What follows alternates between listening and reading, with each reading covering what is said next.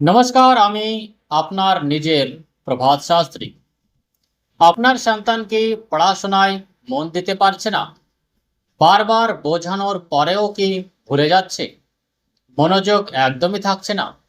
যদি হ্যাঁ, তাহলে এটা শুধু অলসতা বা অভ্যাসের সমস্যা নয়। এটা আপনার সন্তানের জন্মকুণ্ডলিতে গ্রহের প্রভাবও হতে পারে। আজকের এই ভিডিওতে আমি আপনাদের বলবো কেন বাচ্চারা পড়াশোনায় দুর্বল হয়ে যায়, কোন গ্রহ এর জন্য দায়ী, এবং সবচেয়ে গুরুত্বপূর্ণ সহজ ও কার্যকর উপায়। ভিডিওটি শেষ পর্যন্ত দেখুন, কারণ একটি ছোট তথ্য আপনার সন্তানের ভবিষ্যৎ বদলে দিতে পারে। আজকের দিন প্রায় প্রতিটি অভিভাবকের একই অভিযোগ, পণ্ডিতজি, আমার ছেলে বা মেয়ে পড়াশোনায় মন দেয় না, খুব তাড়াতাড়ি সব ভুলে যায়, কনসেন্ট্রেশন একদমই নেই। কিন্তু আপনি কি কখনো ভেবে দেখেছেন এটা কি শুধুই সন্তানের দোষ, নাকি এর পিছনে অন্য কোনো গভীর কারণ আছে?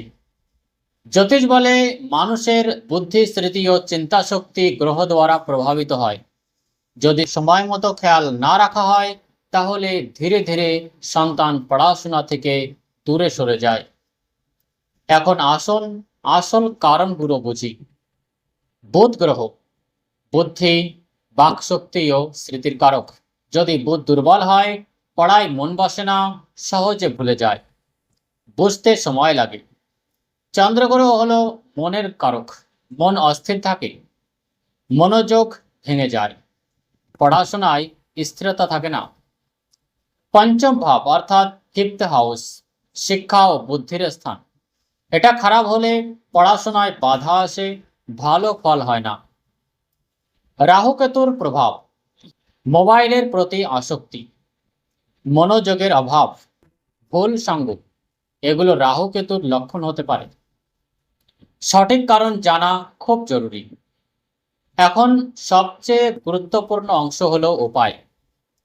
বুধ গ্রহ শক্তিশালী করার উপায়: বুধবারে গণেশ পূজা, ওং বোম বুধায় নমঃ মন্ত্র জপ, সবুজ রং ব্যবহার।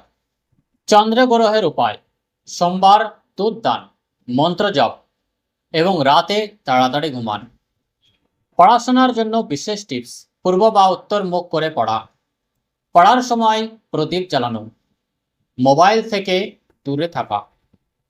সহজ ঘরোয়া উপায়: তুলসীর পাশে পড়া, সরস্বতী মায়ের স্মরণ, পড়ার আগে 2 মিনিট ধ্যান। মনে রাখবেন, প্রতিটি সন্তানের কুণ্ডলী আলাদা, তাই সঠিক উপায় পেতে হলে কুণ্ডলী বিশ্লেষণ খুব জরুরি।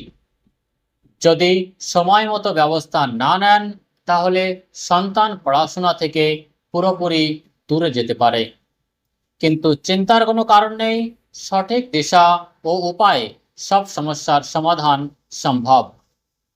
যদি আপনার সন্তানও পড়াশোনায় মন দিতে না পারে, তাহলে দেরি করবেন না। স্ক্রিনে দেওয়া নম্বরে কল বা হোয়াটসঅ্যাপ করুন এবং সন্তানের কুণ্ডলী বিশ্লেষণ করার, যাতে সময় মতো তার ভবিষ্যৎ উজ্জ্বল করা যায়। ভিডিওটি ভালো লাগলে লাইক, শেয়ার ও সাবস্ক্রাইব করুন। আমি প্রভাত শাস্ত্রী, আবার দেখা হবে পরের ভিডিওতে। ধন্যবাদ।